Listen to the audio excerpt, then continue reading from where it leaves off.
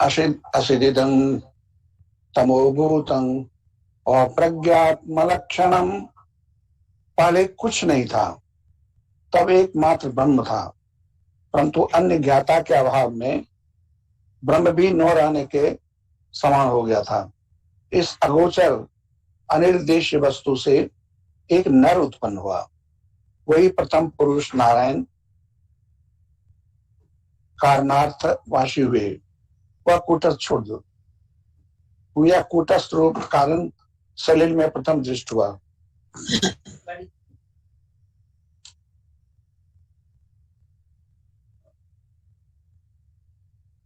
उसको ओंकार मध्यस्थ कहते हैं। स्थूल सूक्ष्म कारण शरीर ही ओंकार है और इसके प्रति विदेय पुरुष है। ये तीनों शरीर उस विदेय पुरुष की प्रकृति है। उस समय प्रकृति पुरुष समरस भावापन्न होते थे, पश्चात वे पृथक होकर विच्छिन्न हो जाते हैं, परंतु फिर भी दोनों में चेतनात्मक शिव और जगदात्मक प्रकृति वर्तमान रहती है। वे ही विभक्त होकर दो रूप ग्रहण करते हैं, एक होता है नर और दूसरी नारी। तब उनमें संकल्पात्मक मन और मन के कार्यों का निर्वाह करने वाली इंद्रियां आदि रचित होती है, तथा इंद्रिय आदि के कार्य स्थान त्वक वृत्ति के बस नर अपने को और नारी को पृथक रूप में देखने लगती है। फिर नर का मन नारी के प्रति आसक्त होता है। वह मन के चांचल्य के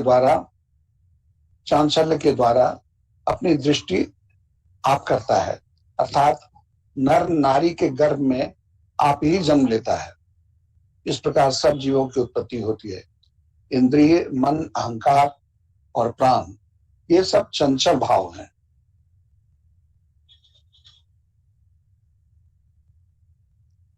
गतिशील होने पर ये सब आत्मा की उपाधि हो जाते हैं। यह उपाधि या आवरण ही जीव या जीवत्व है। उपर्युक्त इंद्रिय, मन, अहंकार और प्राण आवरण चतुष्टय ही बंधन के कारण है। इस आवरण चतुष्टय से मुक्त होने पर जीवत्व का नाश हो जाता है। चांचल्य ही समस्त आवरणों का मूल कारण है। इसलिए जब तक जीव की अवस्था रहती है तब तक उसके जन्म और मृत्यु का चांचल्य, दुख सुख का चांचल्य तथा और भी अनेक प्रकार के चांचल्य लक्षित होते हैं। इस चांचल्य से ही हृदय के धुकधुकी, भय और व्याकुलता के स्रोत प्रवाहित होते रहते हैं। यह चांचल्य या वेग नाड़ी मुखों में सर्वत्र संप्रसारित होती है। अतएव जब तक नाड़ी शोधन या बूझ शुद्धि नहीं होती तब तक स्वरूपावस्था में लौटना नहीं बन सकता। इसलिए प्राण को अस्थिर करके इस आवरण चतुष्टय को छिन्न कर लेने पर ही योगी अपने आप में प्रतिष्ठित होता है। इसी का नाम तुरीय अवस्था है। यह अवस्था प्राप्त करने पर फिर योगी को पुनरावर्तन नहीं करना पड़ता। यही निर्गुण भाव है। यह आनंदमय या निरानंदमय नहीं है। कूटस्थ अधिकारी है। सत्वगुण के अत्यंत बढ़ने पर आनंद का जो अद्भुत होता है, अनुभव होता है, यह आत्मा की निर्गुण अवस्था की निम्न अवस्था है। परंतु इस अवस्था को प्राप्त कर लेने पर ही योगी विश्व का अवस्था को प्राप्त करते हैं। गीता में क्षेत्र और क्षेत्रज्ञ दोनों को भगवान की प्रकृति बतलाया गया है। अतः वे दोनों भगवान से कोई स्वतंत्र वस्तु नहीं है। यह मैं पहले ही कह चुका हूं। भगवान जो जगत लीला करते हैं उस लीला में प्रसंग में ही दोनों का भेद स्वीकृत होता है। इसीलिए मुक्ति प्राप्ति की इच्छा रखने वाले साधकों को दोनों तत्व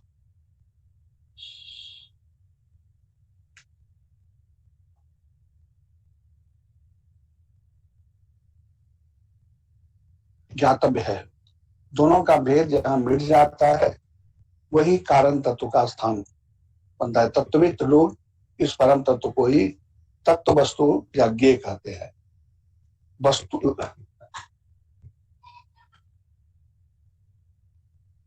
तत्व वस्तु को ही परब्रह्म, परमात्मा या परमेश्वर कहा जाता है। वह एक अखंड और द्वितीय सच्चिदानंद स्वरूप है। सांख्य कहता है ज्ञानान मुक्ति, इस सच्चिदानंद स्वरूप का ज्ञान होने पर ही मुक्ति होती है। तब तक, जब तक ये ज्ञान प्राप्त नहीं होता, तब तक जीव त्रिविध दुखों को की ज्वाला को से दग्ध होता रहता है। जीवन के न्यूनाधिक देह त्रय और इसमें जीव की अत्यंत आसक्ति के कारण ही यह दुख अनुभव होता है। अवश्य देहादि की उत्पत्ति के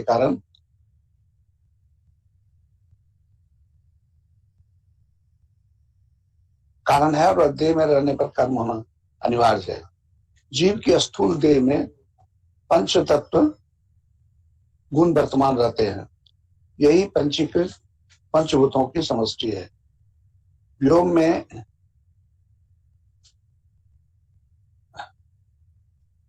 में शांत, सलिल में शब्द और स्पर्श, अनल में शब्द, स्पर्श और रूप, सलिल में जल, स्पर्श, रूप और रस, तथा क्षिति में शब्द, स्पर्श, रूप, रस और गंध मिलकर पंचदश होते हैं।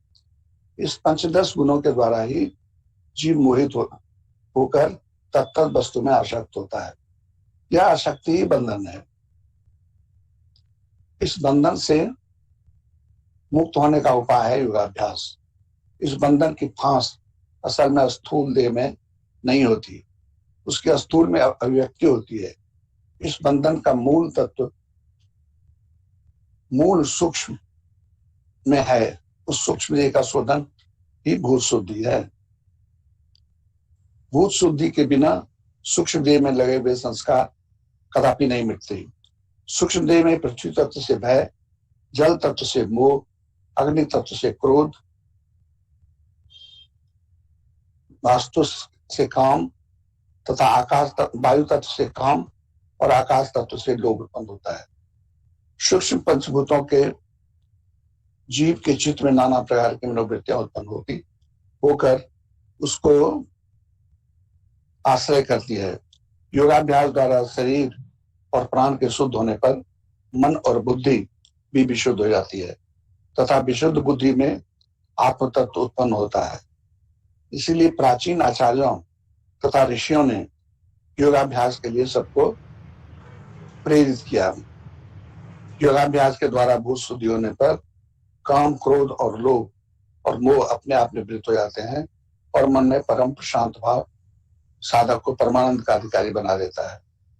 गौतम सूत्र और न्याय दर्शन तथा उसके वात्स्यायन भाष में भी यह स्वीकार किया जाता है।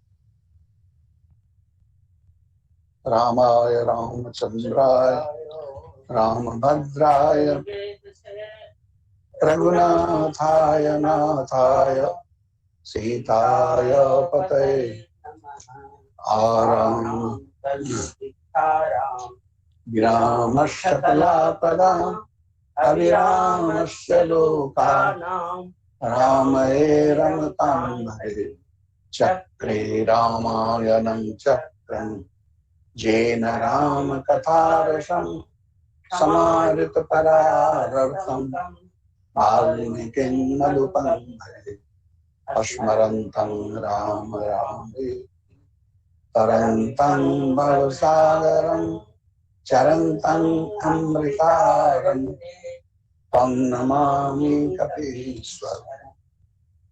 सीताराम राम राम मेरे प्रभु राम राम राम सीताराम राम राम मेरे प्रभु राम राम राम मंगल भवन मंगलहारी द्रवहु सुदशरथ अजिर बिहारी लखनु प्रभु शोभत जानी कहीं सती वहीं सो वन मृदुबानी कछुक दूरी सदीवान सरासन जागन लगे बैठी विरासन।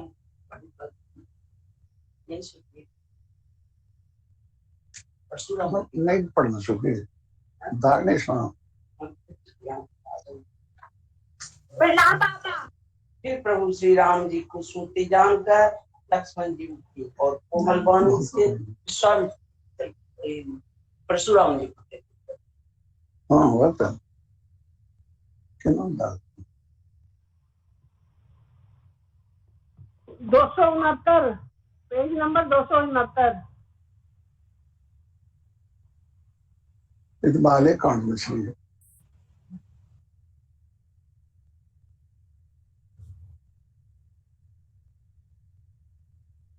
उनमें कहाँ से मिले उधर तो नहीं है होगा।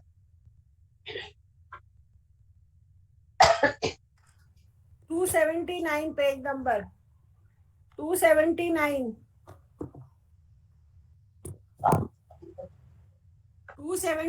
Page number.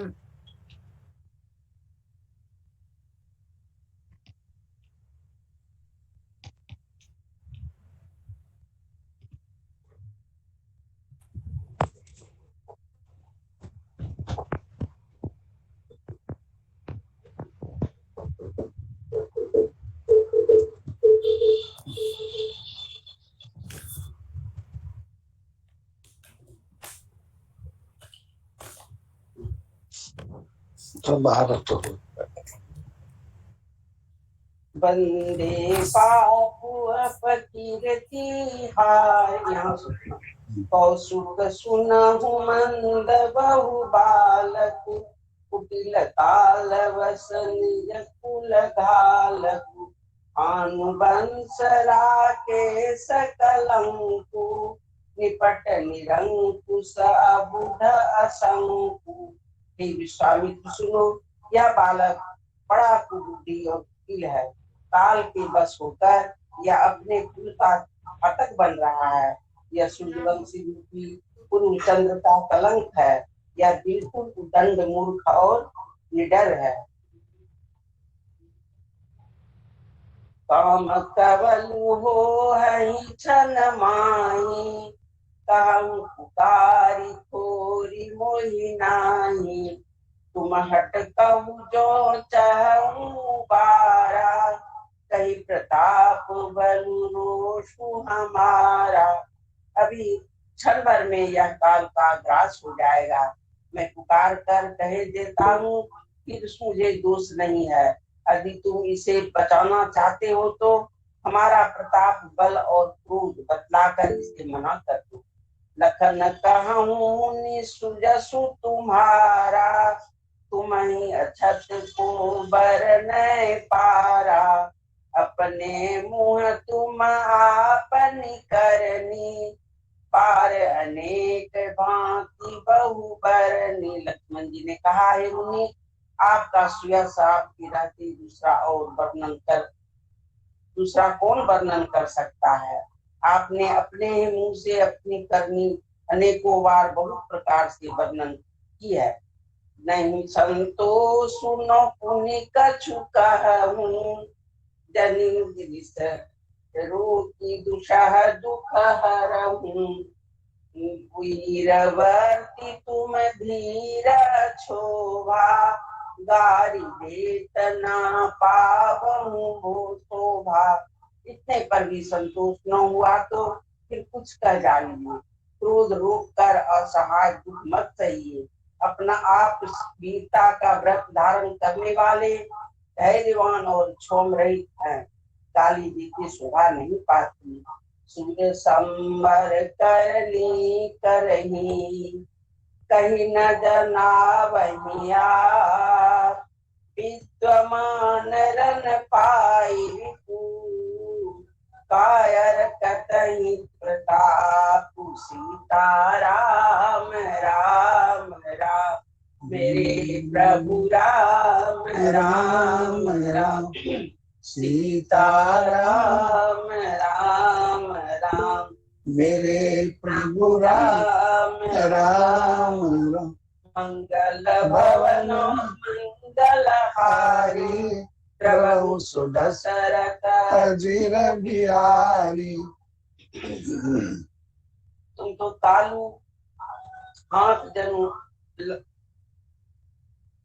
कि सूरवीर तो युद्ध में करनी सूरवीरता का काल करते हैं, कहकर अपने को नहीं जनाते। शत्रु को युद्ध में उपस्थित पाकर कायर ही अपने प्रताप को भी मारा करते हैं। तुम तो कालू हाँक जनु लावा, बार बार मोहि लागी बोलावा। सुनत लखन के बचन कठोरा, पर सुधार नरहु कर गोधो घोरा। आप तो मानो काल को आंख लगाकर बार बार उसे मेरे लिए बुलाते हैं। लक्ष्मण जी के कठोर वचन सुनते ही परशुराम जी ने अपने भयानक पक्ष से उतार कर हाथ में ले लिया। अब जनि देहु दोष मोहि लोगु, कटुबाधी बालक बद जोगु। बाल बिलोकु बहुत मैं बाँचा, अब यहु मर निहार भाषाचा। और बोले सब लोग मुझे दोष न दें, यह कड़ुआ बोलने वाला बालक मारे जाने की ही योग्य है। इसे बालक देखकर मैंने बहुत बचाया, पर अब यह सचमुच मरने को ही आ गया है। सुख का क्षमाहु अपराधु, बाल दोष गुण गनहि न साधु। हर कुठार में अकरुण कोई, आगे अपराधी गुरु द्रोही। स्वामी जी ने कहा अपराध क्षमा कीजिए, बालकों के दोष और गुण को साधु लोग भी नहीं गिनते। परशुराम जी बोले कि धार का कुठार में दया रही और क्रोधी और यह गुरुद्रोही और अपराधी मेरे सामने। उत्तर देकर छोड़ो बिनु मारे, केवल कौशिक शील तुम्हारे। न तो यही काटी कुठार कठोरे, गुरही न होतहु श्रम थोरे। उत्तर दे रहा है, इतने पर भी मैं इसे बिना मारे छोड़ रहा हूँ। सो ही स्वामी, केवल तुम्हारे शील प्रेम से, नहीं तो इसे इस कठोर कुठार से काट कर थोड़े ही परिश्रम से उत्तीर्ण हो जाता है। गादी सुनु का हृदय हसी, मुनि मुनि हरि यही सूर। अयमय ठाड़न मुखमय, अजमुन बूझ बूझ। सीताराम राम राम, मेरे प्रभु राम राम राम। मंगल भवन सीताराम राम राम, मेरे प्रभु राम राम राम। मंगल भवन मंगलहारी, अजीर बिहारी। विश्वामित्र जी ने हृदय में हंसकर कहा, मुनि को हरा ही हरा सूझ रहा है। अर्थात सवक्त विजयी होने के कारण ये श्री राम लक्ष्मण को भी साधारण क्षत्रिय भी समझ रहे हैं, किंतु यह लोहमयी केवल औलाद की बनी हुई खाड़ा खंडक है, ऊख की रस की खाड़ नहीं है जो मुंह में लेते ही गल जाए। खेद है, मुनि अभी भी बेसमझ बने हुए हैं, इनके प्रभाव को नहीं समझ रहे हैं। सियावर रामचंद्र की जय, पवन सुत हनुमान की जय, उमापति महादेव की जय। 114 पेज निकालिए नित्यकृत का।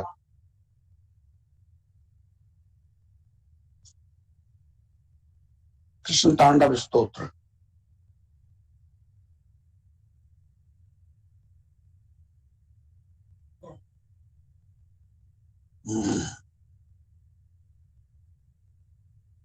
नित्यकृत का 114 पेज सब निकाल लें। श्री कृष्ण तांडव स्तोत्र। प्रजे प्रजे कमंडलं समस्त पाप खंडनं स्वभावरंजनं सदैव नंदनं सुपेच्छ गुच्छ मस्तक सुनाद वेणुहस्त अनंगरंग सागरं नमामि कृष्ण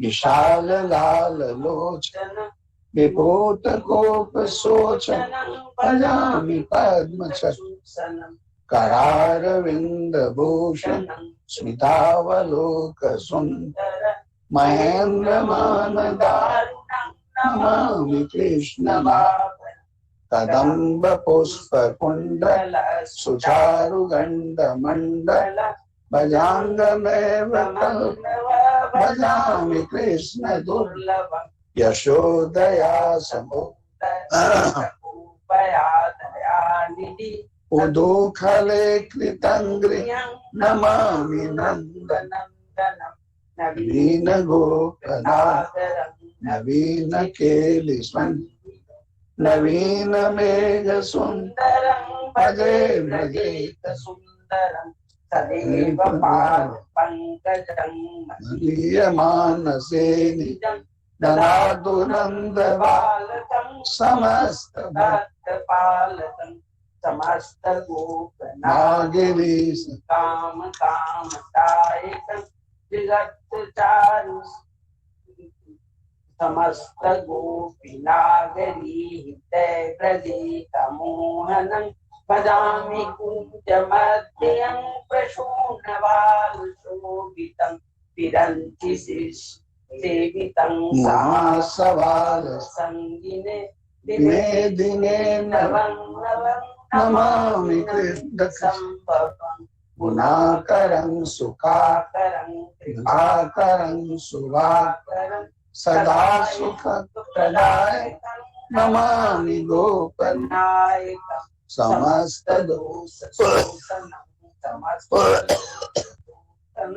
समस्त दास मानसं भजामि कृष्णलालसं समस्त गोपनागिरि निकाम कामदायकं दृगंत चारु सायकं नमामि नायकं बहुत बाप्रतारकं भवाभिरक्षारितं यशोमते किशोरितं भजामि दुग्धचोर विमुग्ध मुग्ध गोपिका मनो मनोजदायकं नमामि मंजुकानिने प्रबुद्धवनितायिनं यदा तदा यथा तथा सदैव कृष्ण शक्ति कथा तनोतु नो मनो प्रभो कृपा विधि श्री कृष्ण गोविंद हरे मुरारे हे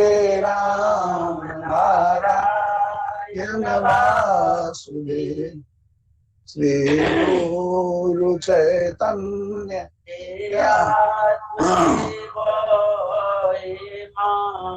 गुरुगे हर विश्वनाथ श्री कृष्ण गोविंद हरे मुरारे हे राम नारायण वासुदेव श्री गुरु चैतन्य हे आत्मदेव हे माता दुर्गे हर विश्वनाथ कृष्ण गोविंद हरे मुरारे हे राम नारायण वासुदेव श्री गुरु चैतन्य हे आत्मदेव हे माता दुर्गे हरे विश्वनाथ श्री कृष्ण गोविंद हरे मुरारे हे राम नारायण वासुदेव श्री गुरु चैतन्य हे देव हे मात दुर्गे हर विश्वनाथ श्री कृष्ण गोविंद हरे मुरारे हे राम नारायण वासुदेव श्री गुरु चैतन्य हे आत्मदेव हे मात दुर्गे हरे विश्वनाथ श्री कृष्ण गोविंद हरे मुरारे हे राम नारायण वासुदेव श्री गुरु चैतन्य हे आत्मदेव हे मात दुर्गे हरे विश्वनाथ पुण्य श्लोको नरो राजा पुण्य श्लोको युधिष्ठिर पुण्य श्लोका च वैदेही पुण्य श्लोको जनार्दन पुण्य जवा कुसुम संकासम काश्यपेयं मारुतिं कांतारिं सर्वपाप प्रणतोष्मि दिवाकरम् एकदन्तं महाकायं लंबोदर गजाननं विघ्ननाशकरं देवं हेरम्बं प्रणमाम्यहम्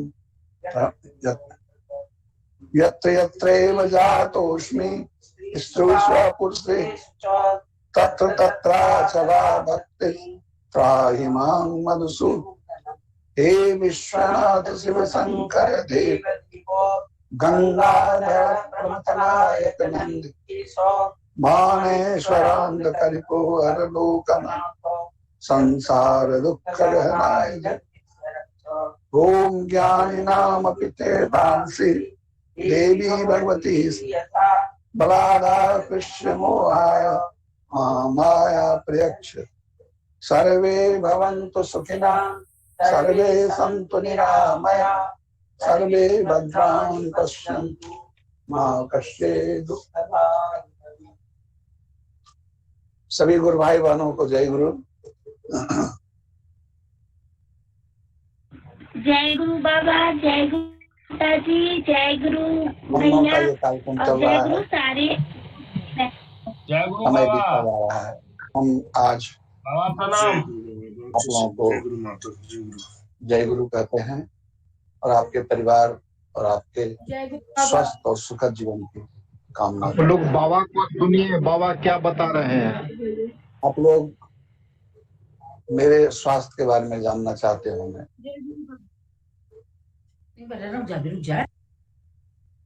हम ठीक भी हैं और नहीं भी ठीक हैं। किसी दिन ऐसा लगता है कि तकलीफ तो जो परमानेंट नेचर का है वो तो है ही कि हम ठीक चल रहे हैं। अब कल दिन भर लगता था हम सांस ही नहीं ले पा रहे, नेबुलाइजर लिए, ये किए वो किए, शाम में जाकर के थोड़ा सा रिलीफ हुआ। तो हो जाता है कभी कभी, तकलीफ बहुत है, पता नहीं गुड़गांव हम कैसे जाएंगे समझ में नहीं आ रहा है। खैर भगवान जैसे ले जाएंगे वैसे जाएंगे, लेकिन जाएंगे जरूर।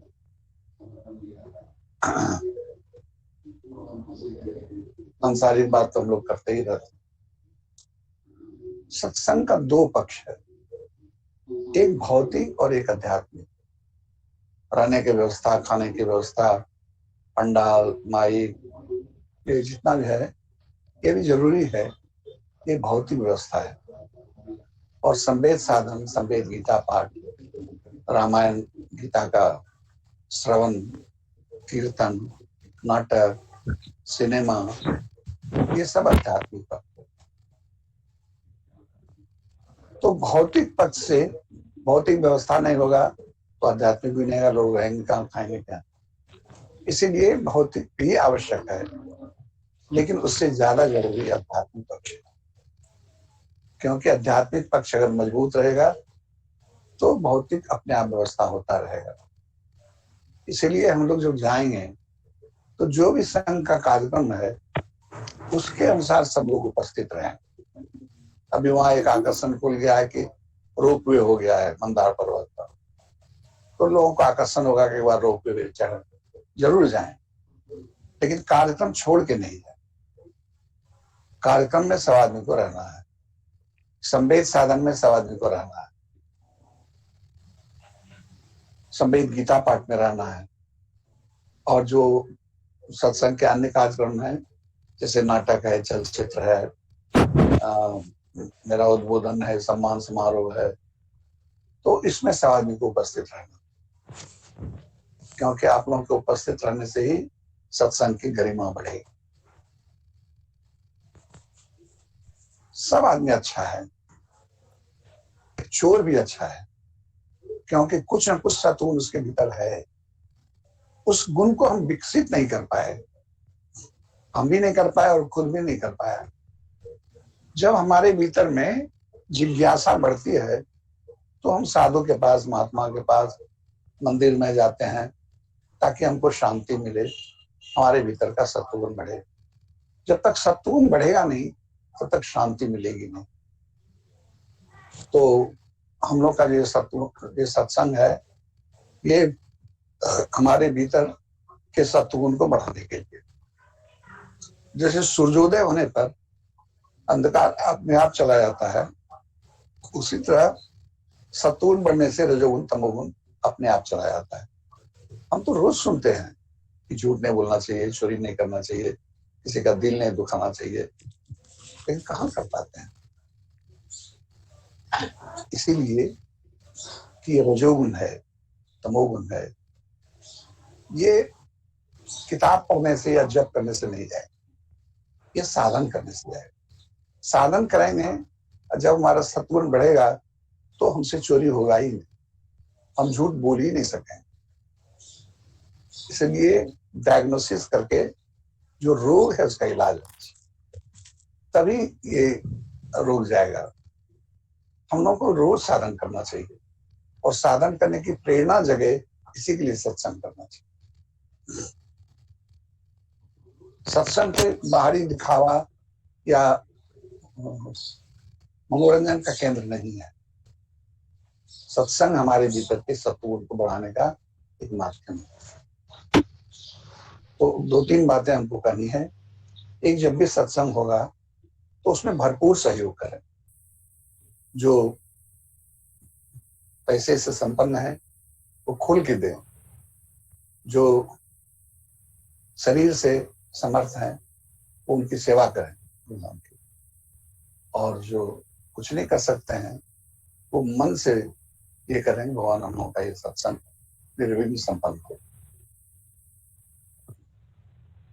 तो एक तो ये, दूसरा संवेद साधन तो हम लोग करते हैं जैसे तैसे कर ही लेते। हम ये संकल्प लेके आएंगे कि हम रोज साधन करें, और साधन करने से न हमको किताब पढ़ने की जरूरत है, न कोई प्रवचन सुनने की जरूरत है। हमारे भीतर में जो विकास हुआ अपने आप होता है। इसका परिणाम अमृत है, ये हमको वहां पहुंचा देगा जहां से फिर लौटना नहीं होता। इसीलिए हम लोग रोज साधन करेंगे, ये प्रतिज्ञा लेके वहां से चलेंगे। हम लोगों में परस्पर प्रेम होगा। प्रेम क्यों कम हो जाता है? बचपन में 2 भाई रहते हैं, कितना प्रेम रहता है, साथ साथ खेलते हैं, खाते हैं, सोते हैं। बड़े होने पर क्या हो जाता है कि बंटवारा केस में दोनों बंदूक लेके खड़ा हो जाता है। एक बुरी संगति मिलती है पत्नी को। सबको बात नहीं कर रहा हूं, कुछ लोगों को, जो लोग बंदूक लेकर के भाई का हिस्सा मांगते हैं, तो उसका रजोगुण बढ़ जाता है और एक बुरी संगति मिल जाती है, जिससे प्रेरित होकर के वो अधिक चाहता है अपने भाई, जिस भाई के साथ वो खाता था, सोता था, पढ़ता था, आज उसी को देना नहीं चाहता है, अधिक लेना चाहता है। और ये अधिक लेने के जो लोभ है, ये उसको हिंसा तक पहुंचा देता है। दूसरी बात हमको ये करना है कि हमको उतना ही चाहिए जितना मेरा बनता है। अगर हम नौकरी करते हैं, मेरा जो तनख्वाह है उतना ही चाहिए, कोई हमको बाहरी आमदनी नहीं चाहिए, क्योंकि जहां बाहरी आमदनी गया मेरा साधन बेकार हो। नंबर 1 कि हमको हमारे अधिकार से ज्यादा नहीं चाहिए, और जो इस तरह का जीवन जीते हैं वो खुशहाल हैं, उसके घर में कोई कमी नहीं है। धर्म बेईमानी, चोरी, घूसखोरी से नहीं बढ़ता है। धन धर्म से बढ़ता है। अगर हम धर्म का पालन करेंगे तो धन का कभी अभाव नहीं, इस बात को गांठ बांध। इसीलिए हम धर्म का पालन करेंगे, हमको उतना ही चाहिए। बंटवारा हो, ये तो प्रकृति का नियम है, लेकिन हमको उतना ही चाहिए जितना मेरा बनता है। थोड़ा कम मिले चलेगा, लेकिन ज्यादा नहीं चाहिए।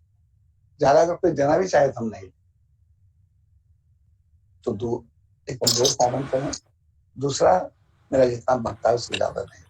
तीसरा कि हम दूसरों की तरक्की देखकर, दूसरों की संपत्ति देखकर जले नहीं।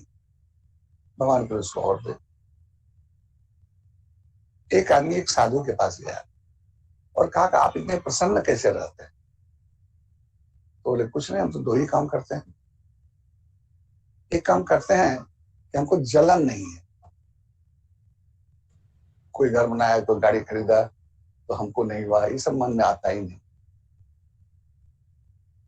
जलन नहीं है। और दूसरा कि हम जो है मेरे पास उसको हम देना चाहते हैं, उससे हम लेना नहीं चाहते। और जो दाता है वो हमेशा सुखी है, जो ग्रहीता है वो हमेशा परेशान। अब आप कह सकते हैं कि हम क्या दें, इतना पैसा हमको है, पैसे की कहाँ जरूरत है?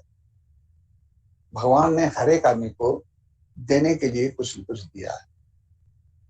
अगर हम विद्वान हैं तो हम विद्या का दान करें, अगर हम धनवान हैं तो धन का दान करें, अगर हम साधु हैं तो साधुता का दान करें, अगर हम गृहस्थ हैं तो महीना में 1 दिन सीधा दान कर दें।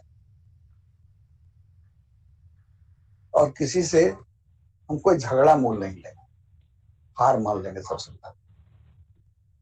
अगर हम कोई अच्छा गाता है तो हम अपने संगीत से समाज को प्रमोदित करें। ये सब दान है। कुछ नहीं है तो हम बड़ों को सम्मान देंगे, छोटे को स्नेह देंगे, सबको अपनापन देंगे, एक मीठी बोली बोलेंगे, किसी के अच्छे काम की तारीफ करेंगे। इसमें कौन पैसा लगता है?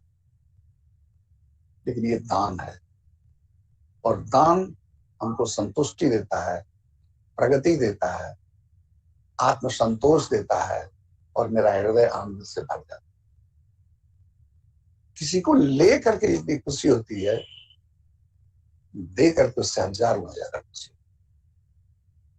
कोई इस व्रत को पालन तो करे। हम चर्चा करते हैं कि हम देखिए कितना सुंदर घर बनाए, हमारा गाड़ी कितना खरीदे।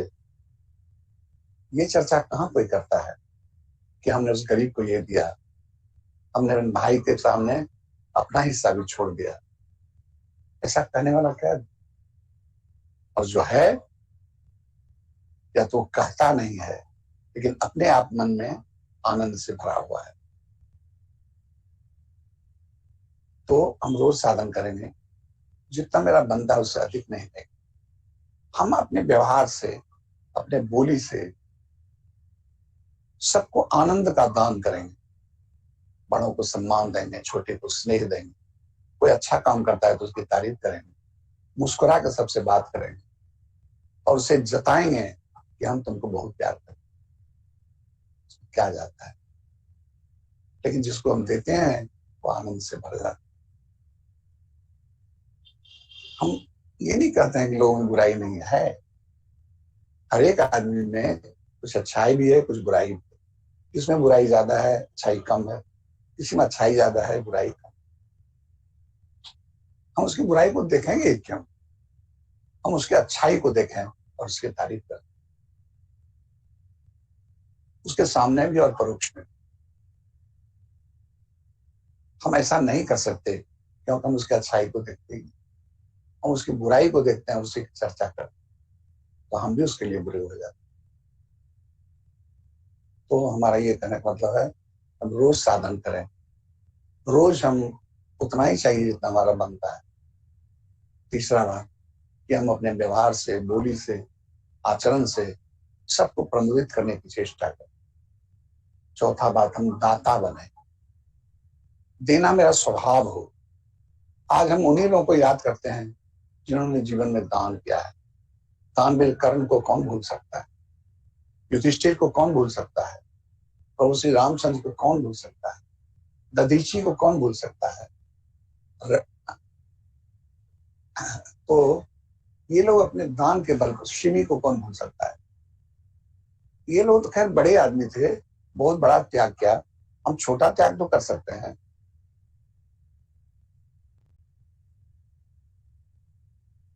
छोटा त्याग करने में क्यों संकोच करते हैं।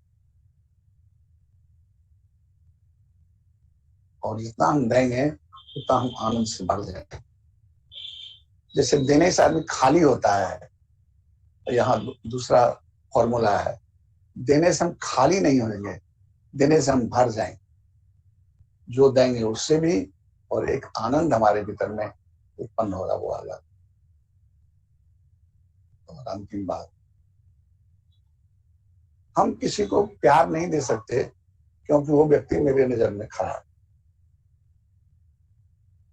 हम कहते हैं खराब वो है। जबरदस्ती किसी के साथ नहीं करना। जो हमको पसंद नहीं करता है हमको उससे दूरी बना कर, क्योंकि गोस्वामी जी ने कहा है कि देखत जो हर्षे नहीं, नैनन नहीं सने, तुलसी तहां न जाइए, कंचन बरसे दे। आपको देख के अगर कोई खुश नहीं होता है, आपसे कोई बात नहीं करना चाहता है, तो आप कभी उसके यहाँ मत जाइए, कभी उससे बात नहीं कीजिए, लेकिन उसका बुरा भी मत चाहिए। लेकिन साधारण जो अन्य बात है जिससे हमको कोई लेना देना नहीं है, ये बढ़ाइए, तो इससे आपके यहाँ लोग जुटते जाएगा, आपके शरीर में, आपके बोली में एक आकर्षण होगा और आपको लोग छोड़ के जाना नहीं चाहेगा। और आप पैसे की बात, तो उस ऐसे आदमी को पैसे की कभी कमी नहीं, दिन रात बढ़ता जाएगा उससे। और सबसे अंतिम बात, भगवान हैं और वो मेरे हैं, इस विश्वास को कभी टूटने नहीं दीजिए। ठाकुर हैं और मेरे हैं, मीरा की तरह इसको गांठ बांध लीजिए कि मेरे तो गिरधर गोपाल, दूसरे में कोई।